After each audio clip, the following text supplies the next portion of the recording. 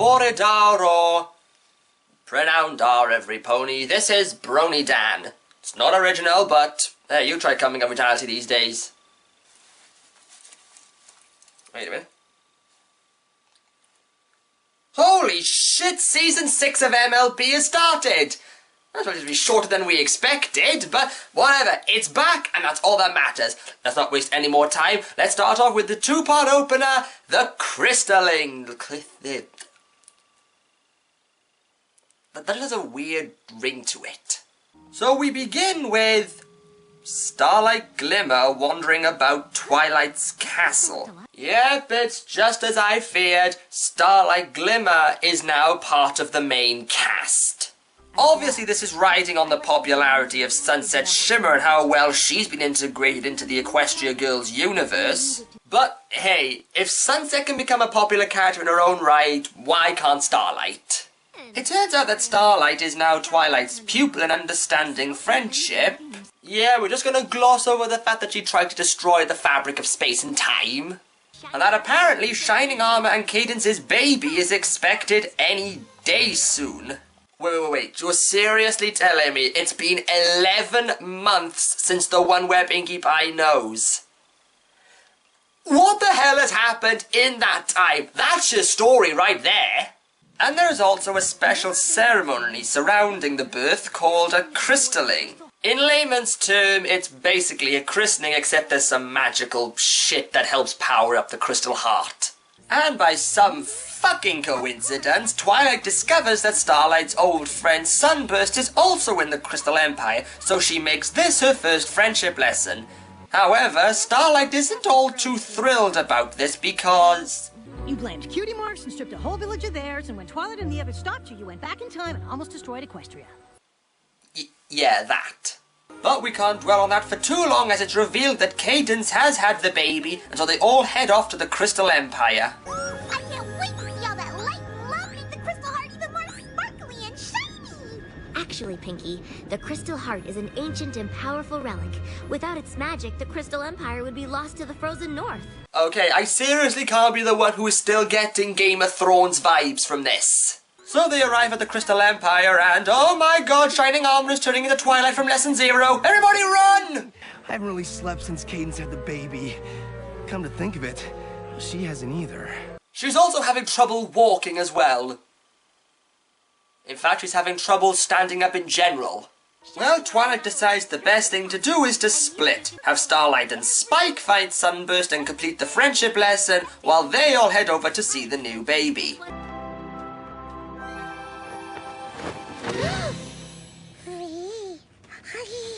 Yeah, I think we found out what the side effects of those magic Viagra pills were. The baby is an alicorn? It looks that way. The birth of an alicorn is something Equestria has never seen. It is beyond even our understanding. What? The birth of an alicorn is something Equestria has never seen. The first natural-born alicorn, eh? Well, I guess that makes the Journal of the Two Sisters completely bullshit. Oh, and it turns out she's more powerful than a normal unicorn baby. This is why you should have her in some kind of incubator. But enough of that, let's move over to see Starlight Glimmer as she decides to confront her old friend Sunburst. Gee, does this seem familiar?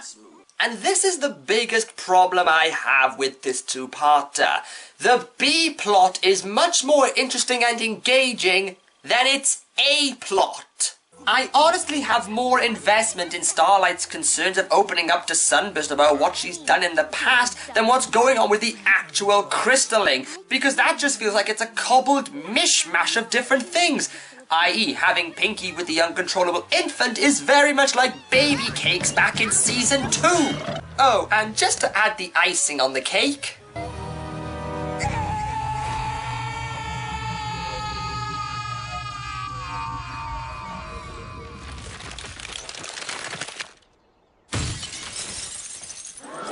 Okay, that baby is pure evil. Don't play innocent, you know what you did and you're proud of it.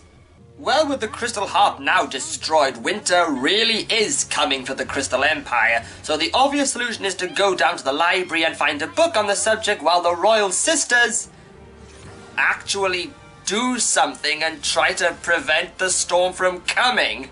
No, you are not on drugs, people. Celestia and Luna are actually doing something. They're not just sitting in the background or getting captured and letting some pony else do the job for them.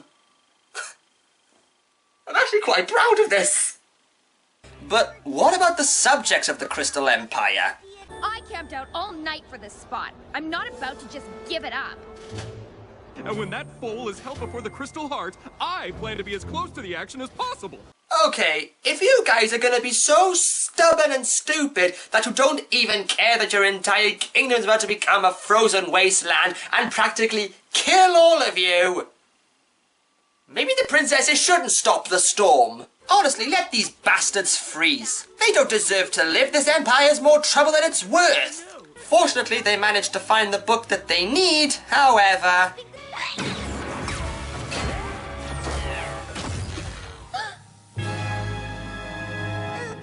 Okay, that baby needs to be locked away somewhere. Or, better yet, just say... Subjects, I'm afraid we won't be crystallizing our daughter. We're converting to Judaism. But since Starlight believes Sunburst to be a powerful wizard, maybe he'd have the best solution. But it turns out Sunburst is not a powerful wizard. Reading about magic is one thing, but you don't know what it was like at magic school. To know so much and not be able to do any of it. Well, you don't know what it was like to be left behind. And then getting so bitter that you steal the cutie marks from an entire village. And then get defeated by Twilight and her friends. So you travel through time to get back at them. But they beat you again and teach you about friendship. But you're so terrified ponies will find out what you did that you can't make any friends. Well, since we've got all that out of the way, Starlight manages to convince Sunburst in helping them stop the storm from coming. Combining that spell with the light and love of every pony gathered for the ceremony, together with Somnambula's weather abjuration to clear away the snow, and a little fledgling's forbearance for the parents. That should curb the little one's power fluctuations. So, again, love is the answer. So they managed to repair the heart, the baby is now being crystallized, and the Crystal Empire is saved again. Although, to be fair, would anyone really miss it if it went away again? Oh, and now all that powerful magic that Flurry Heart had, yes, that is the name they're giving her, is now apparently gone. Well, there goes any interesting stories you could have made around Shining Armor and Princess Cadence. And Twilight also learns an extra lesson on how to give Starlight her own space to learn about friendship on her own, and the episode ends. Hey, what about that black blob at the end that looked like a changeling coming to invade? Oh, I'm sure that's probably nothing. If I could describe this story, it is the perfect definition of a mixed bag. The main plot involving the Chrystalling just doesn't seem all that interesting and, frankly, quite dull. I'm not going to harp on Flurry Heart because she's a baby. You can't really do much with her at this stage. She's just there to look cute. Really, the best part was with Starlight and Sunburst. If this was the main focus, this could have been a really great slice of life episode. Overall, it's not great, it's not terrible, it's just meh. This is BronyDan saying, Nostar, Season 6 has started. Let's hope this parter isn't the standard.